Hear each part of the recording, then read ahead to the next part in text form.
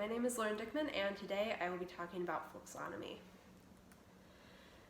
So what is folksonomy?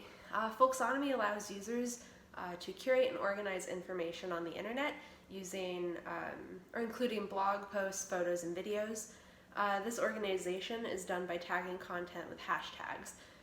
These tags can include location, content, or individuals. It's a flexible form of organization. It has no hierarchy of information, and it changes along with user bases. So let's talk a little bit about the background. The term was coined in 2004 by information architect Thomas van der Waal, playing off of the terms folk and taxonomy. During this time, the internet was beginning to change.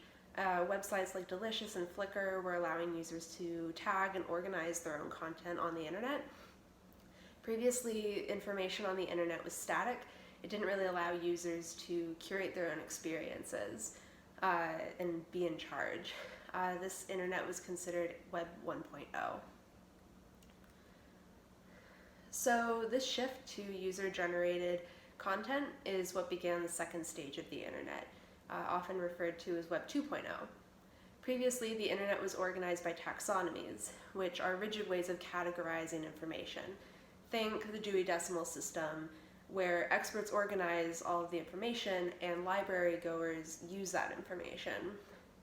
Web 1.0 allowed individuals to use the internet, but it didn't necessarily allow them to interact with and change the internet. This shifts in Web 2.0.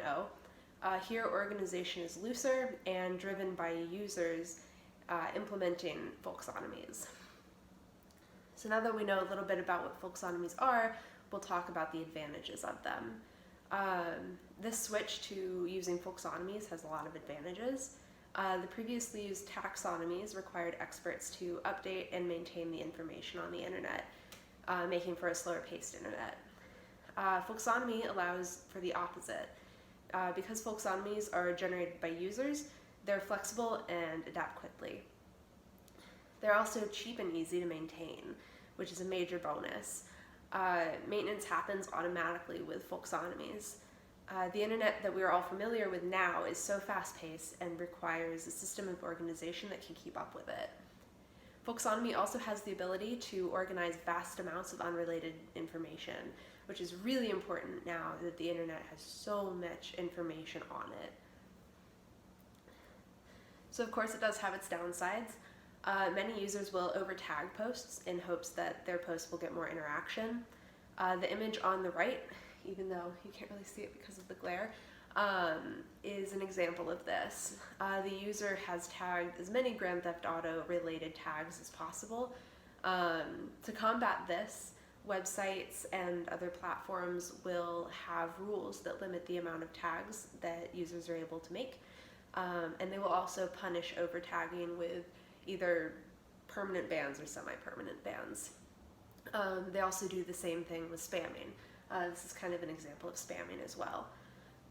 Another disadvantage is inconsistency and misspelling within tags. Because the tags are user-generated, the wrong or less popular tags can sometimes be used. For instance, Instagram has both hashtag artists on Instagram and hashtag artist on Instagram. Artists on Instagram has well over 27 million posts, while artist on Instagram has only 6 million. So using the singular form of the tag will get far fewer views than the plural form.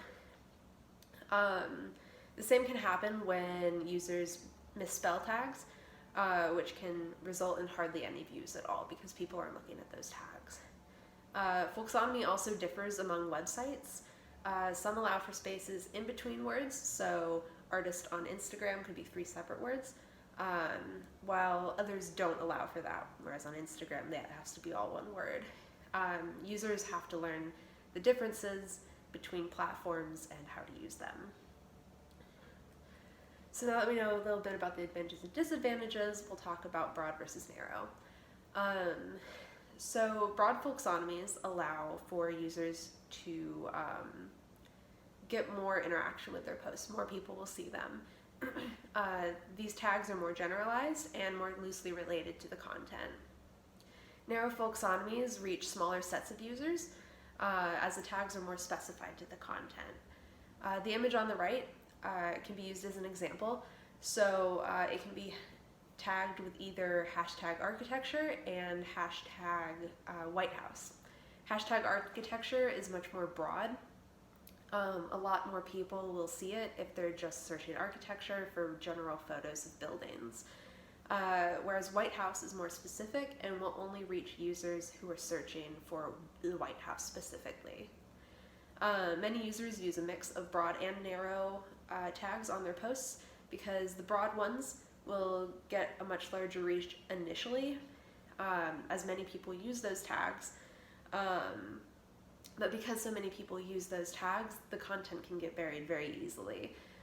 So having more narrow tags will keep the content visible for longer, allowing for more post interaction over time. So how does this affect users? Folksonomy gives users control of how content is organized. This is especially important on a user-centered websites and internet, where users generate all of the content. So things like YouTube, Twitter, Instagram, those are all completely user-generated. User prioritization is important on these websites because users who feel like they're being told how to organize their content may leave for other websites. Users must also learn how to use the folksonomy if they want to keep their content more visible and get their content to have a larger reach. Improper use of folksonomies can mean that content does not get seen. It can be a very unforgiving system for people who don't quite understand how to use the tags, but those who learn do see success. So now that we know how it affects users, how does it affect information architecture in general? Folksonomy can be a very haphazard, chaotic form of organization. It's likely not as optimized as IA experts would like, but the trade-offs do make it worth it. Like I said, users don't enjoy being told how to organize their content, so having the open-ended system does give them more control. Even though the system is fairly unregulated and kind of just goes with the flow of the internet and how users use it, it does often work itself out. It kind of ends up organizing itself in the best way that it can. It isn't perfect, but with ever-changing websites, it is an important system to have. Internet trends move very quickly, so folksonomy is able to keep up with that demand, whereas taxonomy really isn't able to because it takes so long to re-update. So what can we look for folksonomy in the future? How will it develop? So because it does look like it's here to stay, people really like it, what can be done to optimize it and make it the best it can be? One of its shortcomings is that searching one term doesn't bring up related terms. For example, searching hashtag dogs won't also show you results for hashtag puppies. Connecting folksonomies to thesauri would fix this and would make searching more optimized. Educating on tag literacy is another option. Though users do learn by trial and error, tips and tricks pages could help. We're already seeing this kind of thing with articles and blog posts, helping people understand how to better use tags. Websites could also offer related tags or tag recommendations. This way users could finish one tag and move on to the next with similar content. Some websites do have this, but it's not implemented in all websites and platforms. Even better would be to have the ability to search multiple tags at once. This would work best for users searching terms that aren't necessarily directly related or aren't necessarily synonyms, such as hashtag travel photography and hashtag Iceland. Searching both at once would get results for travel photography in Iceland. Lastly, making the use of folksonomies more consistent among platforms would help users use it more efficiently.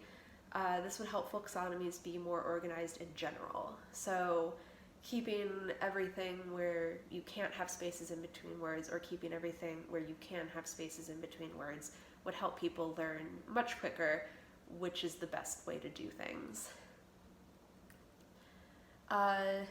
So overall, Folksonomy allows for flexibility in user-centered websites.